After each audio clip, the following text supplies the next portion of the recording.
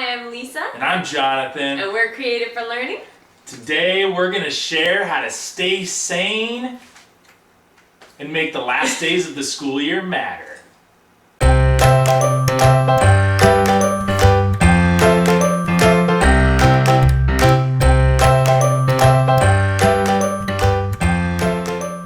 This time of year, we know how you're thinking and how you're feeling. Burnt out, exhausted, hoping to survive the last weeks without the kids going crazy. It's hard to find activities that are still meaningful. Yeah, especially if you're teaching older kids, because by now they've already figured out when your grades are due and they know that nothing they do really matters, right? Like, let's be real. So how do we get those kids to care? Or the elementary kids, how do we get them just not to be so tired and for the full moons and 13ths to like totally send them off into energy land? And more importantly, for our own sanity, how do we keep our classroom management from just flushing down the toilet at the end of the year? We wanted to give you guys and girls and everybody a couple of ideas by sharing some of the ideas of how we did it. And we're not perfect, and we're always open for learning, right? So we'd like you guys to share your ideas too, but these are some of the ways that we did it. Yep, this is just how we tried it and that we were pretty satisfied with, and so we'll share it in case it'll be valuable to some of you, I'm sure. Maybe. So I was trying to remember because I've been staying home with the kids, with our students, with our children, students. Or biological students. So I was thinking back to the end of the year, and I know that it always felt just crazy because there were so many activities that were already planned and scheduled, so it almost felt like it was just fitting in the gaps, because there was like a no citation reward. Usually it was like some kind of movie with popcorn where all the second graders or first graders came together to do that, or like a field day and awards assemblies. And I think there were yearbooks, but most of the kids that I had didn't get yearbooks, so I would make like a little autograph book that was personalized to our class, where I'd like insert their class pictures, and then I would teach the kids how to sign their name. Well, not cursive yet, because cursive in California was a third grade standard, but just how to write their name. And then we brainstormed compliments that you could give other students to write down next to where you signed your name.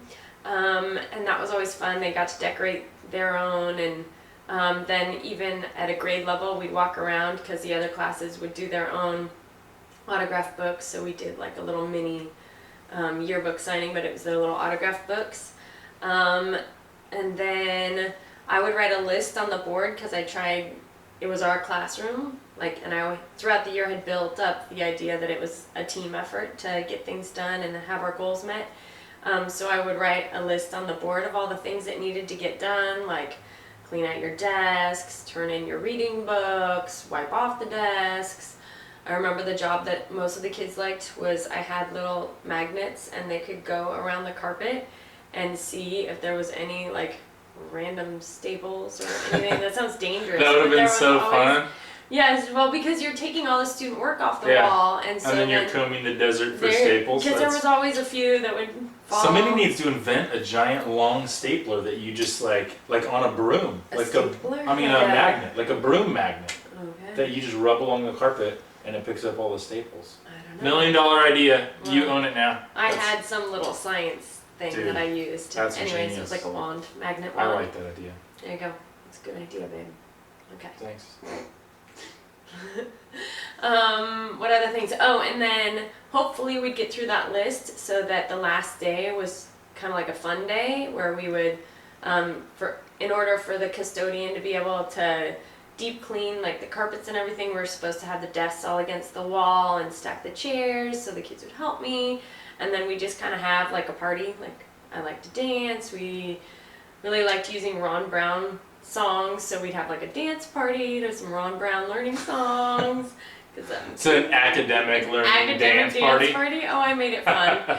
and then maybe I'd read some of our favorite read alouds. And I think one year we might have done thank you notes to support staff, thank you to the janitor, thank you to the office managers up at the front where they would turn in the attendance, and the nurse and cafeteria workers or whatever, and then we'd go and deliver it. And so that was always kind of fun for those people to just compliment them and remember that they were there and that they helped their year.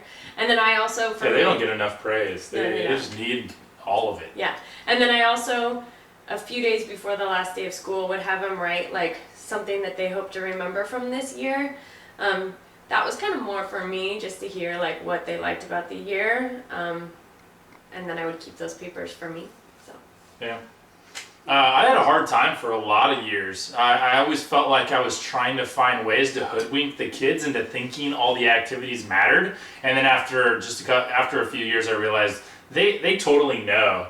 They know that their grades are already due by a certain day, and that there's like 5 days after that that aren't going to be on the grade book. And all throughout the year, I'm trying to get them to realize that school isn't just about grades.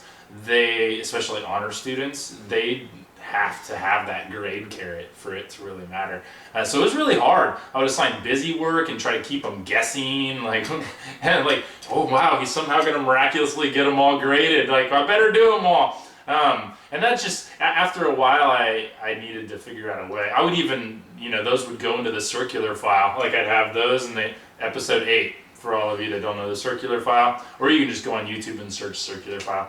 Anyways, and that just, none of that ever, it worked and it got me through the end of the year, but it felt like I was trying to survive instead of trying to thrive. And I'm always trying to look for replacement activities that can really make good use of that time. And it feels like the ends of journeys need to be significant, and those never felt significant. And it wasn't until a couple of years ago that I finally landed on an activity I was satisfied with, as far as the kinds of significance, especially for 8th graders who were like feeling a promotion to the next stage of their life. I needed something, so I started thinking, how can I utilize those last days, especially to help it impact the rest of their lives. Even knowing that I wasn't going to grade any of it. So I started doing this. I would get some 3x5 cards, and I would hand one out to each student, and on one side I would have them write the things they're afraid of about the future, about high school, college, adulthood, anything they're afraid of. There's no shame here. Whatever you can put down there is good. And on the other side, I would have them write questions they've always wanted to ask an adult but never have, or they've heard answers from adults and weren't satisfied by them, or whatever. They could put questions on there, and I advise them, of course, that I have the right to skip questions and not read them out loud. I'm not going to let them make me read that one, and if they're inappropriate, and that I'm just one grown-up dude in the world of grown-ups, and that I just have one opinion, but I'll share my opinion with almost any question that they really want to know the answer to for their future in adulthood. And that felt like a good experiment. And the first year I did it, it blew me away. Really blew me away. The response and the results were pretty unbelievable. Our middle schoolers are thinking so deeply about life. We just need to stop underestimating them. I was completely underestimating their capability. I don't know why, but their capability of thinking and they spend so much time watching stupid videos on YouTube and playing stupid games and sending stupid emoji texts and all the stupidity they do. I think we focus so much on that we forget that they're really, really deep beings as well.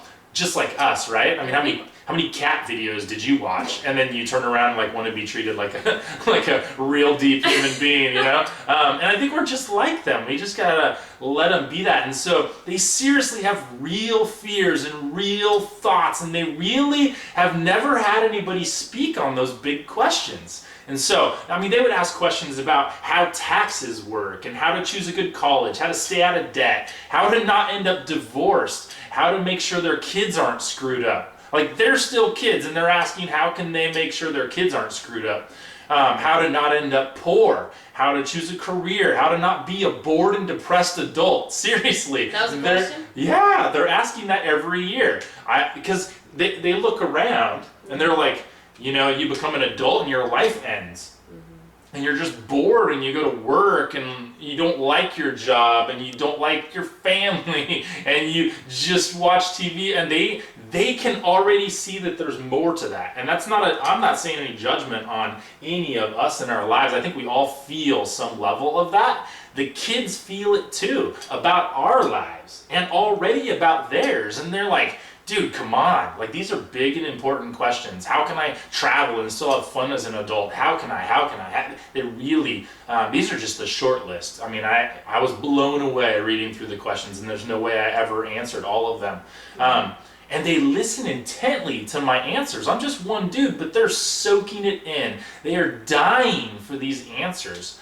They see the pain in their parents, and they're very afraid of repeating that pain in their own lives. They want answers. They want some kind of hope, any glimpse of hope or anything. Yeah. Did you ever get parents that complained? Never. I actually got the opposite. Really? Like, they would come home and their kids would start talking about it at the dinner table, and they would email me and go, the first year I made the mistake and didn't email the parents about it because I had it last minute, the idea. And then following years I would email the parents and say, hey, just a heads up, these last days of school, I'm going to be asking your kids some deep questions, and I'm just going to share my opinion. It's just one dude's opinion, but if you don't want your kid there, then we can find out another activity. No parent ever said, we don't want you answering their big questions. And every single time there were at least 10 parents every year out of, 100 and, no, out of like 200. So 10, I don't know what percent of that, but it was like way more than I was expecting,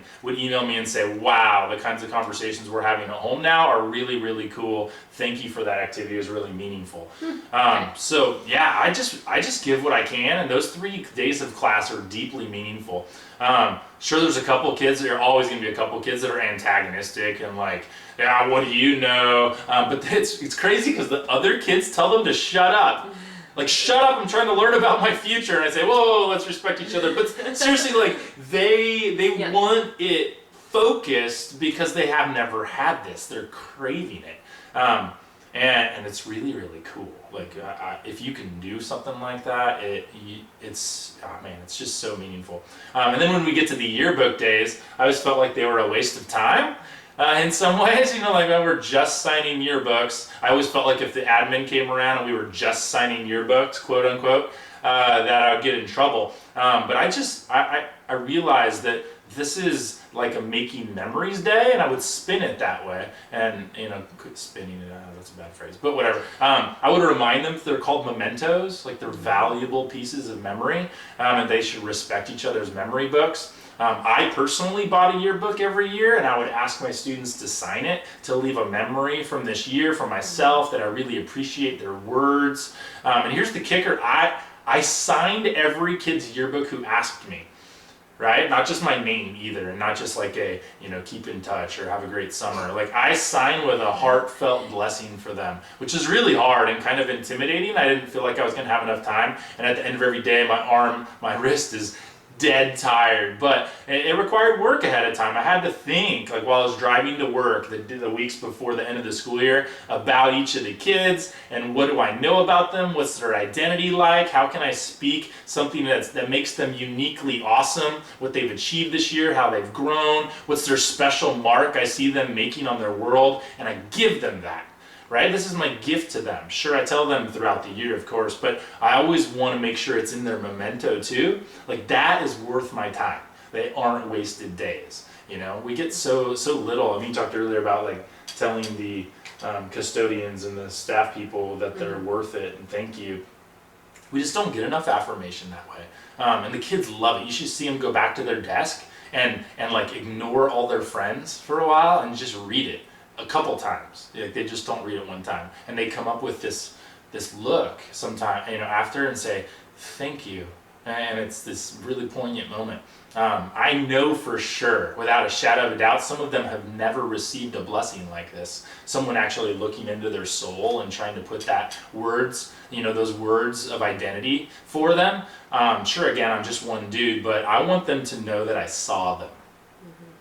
That they just weren't another student that your job was to teach, but that Yeah. they were a person. Mm-hmm. Yeah. Yeah, and that's my moment. And it's got to be purposeful because I honestly don't think about them if I'm not purposeful about it. It's just my job, but, and it's just their job, but they want to be seen. And with some really kids, do. I imagine it's very tricky to not always see some of the negative things about them, but to actually so what are the positive things about them? Yeah, even all those knuckleheads, if they come and ask for a blessing, I give them a blessing. And that makes me have to think about the positive side of all of their personalities and souls and, all of that. So it's really tough, but it's, oh man, it's so worth it. Yeah, so those are just some of our ideas, and I really look forward to hearing some other people sharing their ideas, because I know I've heard of other really meaningful, cool ideas for the end of the year. So please share them below in the comments so that we can, just share those ideas, get some better ones for when I go back to teaching. Yeah. Yep. So conversation for the day is just that. What's a meaningful way you try to end the school year without the kids going cray? Cray Keep being cray. awesome.